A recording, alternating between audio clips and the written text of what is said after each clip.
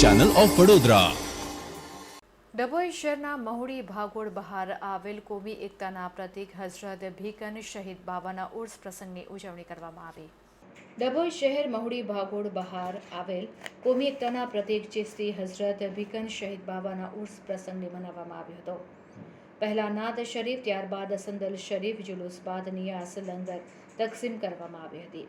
ઉર્સ પ્રસંગે હિન્દુ મુસ્લિમ ભાવિક ભક્તોએ બાબાના દર્શન કરી પોતાની મનોકામના અંગે દુઆઓ ગુજારી હતી।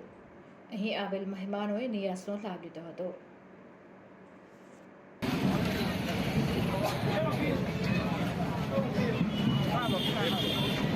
एक मिनट